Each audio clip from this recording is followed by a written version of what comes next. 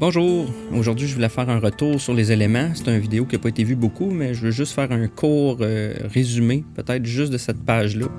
Si vous voulez plus de détails, peut-être consulter mon vidéo que je vais attacher à celui-ci pour une lecture plus complète sur les éléments.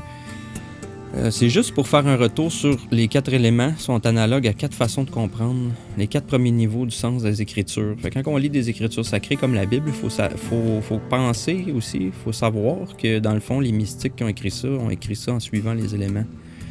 Comme le tétragramme possède le feu, l'eau, le feu, l'air, l'eau et la terre. Pareil, c'est en ordre de ce qui est plus dense vers le plus volatile, hein, du bas, plus dense, la terre.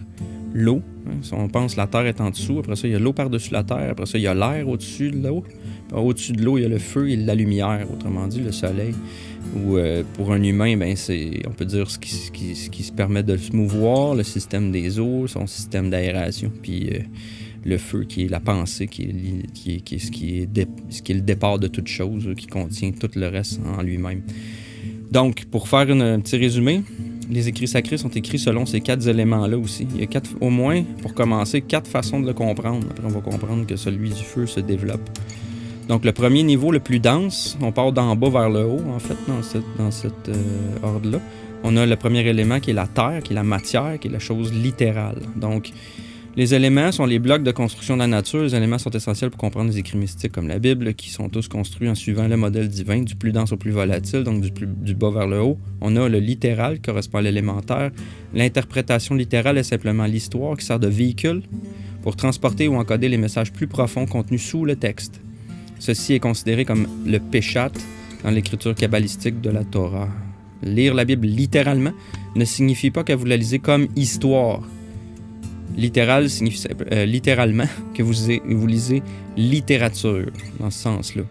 Puis juste pour ajouter, l'élémentaire, c'est aussi analogue à la matière. Quand on parle des fois de la terre, on parle de la matière. Fait que le corps humain, on pourrait dire c'est la terre. Hein? C'est un élément, terre, qui se subdivise en d'autres éléments, en les 4 éléments. C'est pour ça que tout le monde physique, le pot, la chair, la matière, la terre, tout ce qui est matériel est relié à ça. Aussi. C'est une autre façon des fois de parler de la matière. Ça peut être juste simplement d'utiliser l'élémentaire pour ça. Donc la matière, le corps, le monde matériel. Hein? C'est l'élémentaire, mon cher Watson. Hein? La physicalité, la matière, le premier degré des choses. Donc comme on disait ici, c'est simplement l'histoire qui sert de véhicule. Fait que c'est un peu un genre de squelette ou contenant qui va nous servir, comme un corps, hein? Qui va nous servir à incorporer d'autres éléments dedans. Dont le deuxième. Fait que sur la Terre, on peut avoir ça comme fondation, on peut mettre de l'eau. Un coup qu'on met de l'eau, c'est le sens moral des Écritures. Le niveau moral est assez explicite dans la mesure où si souvent, la raison pour laquelle les histoires sont racontées est de relayer, en fin de compte, un enseignement moral ou spécifique de l'éthique, qu'il soit sociétal, personnel ou autre. La contrepartie hébraïque de ceci s'appelle remez, qui signifie essentiellement lire entre les lignes, les choses cachées. L'élément eau, hein, c'est le corps émotionnel, comme l'eau bouge en vagues. Les waves des émotions, la matrice maternelle, les eaux de la création. Donc, si on se rappelle, l'élément eau, c'est toutes ces choses-là qu'elle comprend. Donc, souvent, le sens moral, c'est ce qu'on appelle le niveau de l'eau, un peu. L'eau, hein, c'est pour ça que ça rapporte aux émotions, hein, parce que l'émotion, c'est E, en motion, énergie, E égale MC2. Donc, E, ça veut dire énergie, puis motion, ça veut dire mouvement. Donc, l'eau, c'est de l'énergie en mouvement, c'est des émotions, c'est le même concept. Après ça, après l'eau, par-dessus l'eau, on peut avoir l'air. Et l'air, c'est le sens allégorique. Donc, on peut comprendre les Écritures de manière allégorique. Donc, toujours en lisant, si on veut, dans le texte, qui est la matière, on peut en ressortir, par contre, son élément allégorique de l'air. C'est le niveau allégorique est essentiellement le message symbolique et ou métaphorique sous l'histoire ou la parabole. Ce niveau serait appelé Derash en hébreu. C'est l'élément air, c'est l'esprit, la pensée, c'est l'imaginaire. Hein. C'est pour pouvoir aller un petit peu plus loin des fois dans les histoires, de faire comprendre des choses. Ça peut être aussi des choses drôles, ça peut être des vérités très profondes aussi. C'est une autre façon de comprendre, si on veut, le texte. Ensuite, il reste un autre élément. Souvent, l'élément air fait le lien avec les deux autres. C'est l'allégorie qui va transporter un petit peu plus les autres choses.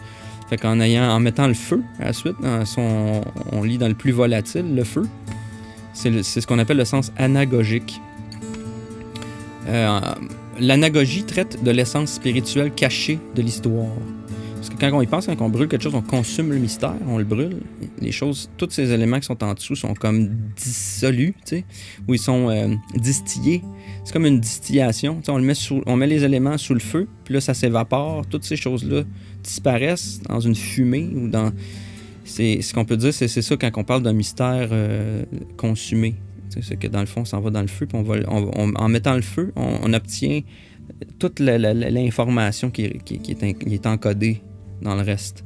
Donc, l'anagogique traite de l'essence spirituelle cachée de l'histoire. Son homologue dans l'exploration kabbalistique hébraïque s'intitulait Sod, le seed en anglais, hein, la graine, ce qui signifie simplement le sens mystique, ésotérique ou secret. Il est entendu que dans l'essence de la graine elle-même existe tout le message spirituel de l'histoire. Tout comme la graine, le gland porte en elle la croissance d'un futur chêne puissant. Le terme anagogique signifie occulte. C'est le synonyme le plus précis et la définition la plus concise du mot anagogique. Comme la graine, qui porte tout le bagage génétique en elle-même, l'anagogie contient l'essence profonde des Écritures, mathématiques, alchimie, géométrie, astrologie, physiologique et psychologique, et j'en passe. C'est l'élément feu. Donc, pour en revenir à l'élément feu, c'est aussi relié à la spiritualité, avoir le feu. La lumière aussi, le feu, la lumière, c'est du feu en fait, c'est une sorte de feu, hein? C'est de l'énergie très très intense qui comprend, tu sais, comme on pense, la lumière blanche du soleil comporte 7 couleurs de l'arc-en-ciel. Quand on la divise, quand on l'analyse, quand on la sépare de son unité, on peut comme en sortir les 7 couches. Fait que c'est un peu ça, là. Le sens, on peut lire l'anagogie dans la Bible, puis comprendre, quand on accède au feu, on peut comprendre ces 7 autres, ou c'est toutes ces autres façons de comprendre le texte, là. C'est beaucoup dans la symbolique que ça se trouve, là. La spiritualité, la lumière, distille, hein, consume, comme la lumière blanche contient toutes les autres couleurs en elle-même. Alors, c'est ça les sens des Écritures. Ça peut aller loin, c'est sûr, quand on rentre dans le feu, c'est des études, c'est beaucoup de recherches, c'est des choses très cachées, très occultes, très profondes. C'est pour ça que les religions nous gardent dans le littéral et le moral, puis quelquefois vont aller dans l'allégorique, simplement parce qu'ils n'ont pas bien le choix, parce que c'est très, très symbolique des fois la Bible, mais ils comprennent pas, ils veulent pas aller ici. Fait qu'ils gardent les gens dans le littéral, le niveau le plus bas, puis la morale. Fait que ça permet de garder le contrôle sur les gens, parce que quand tu comprends le feu, tu comprends ces choses-là beaucoup mieux, puis tu peux faire la différence entre ce qui est littéral et ce qui est autre et beaucoup plus élevé. Donc, les Écritures sont métaphysiques, astrologiques, anatomiques, alchimiques, spirituelles, ésotériques, mythologiques, mais ne sont pas littérales, historiques ou réelles ou originales. C'est ça qu'il faut vraiment comprendre. Ça nous libère beaucoup de savoir ça, puis ça nous permet justement d'aller voir beaucoup plus creux dans la Bible ou dans d'autres textes, puis de voir à quel point c'est profond, puis c'est bien fait, puis ça a été... parfois, c'est assez extraordinaire comment ça a été fait, toutes les vérités qui sont contenues dans tout ça. Alors, je laisse là-dessus. C'était comme un résumé des éléments dans la façon de lire les écrits sacrés.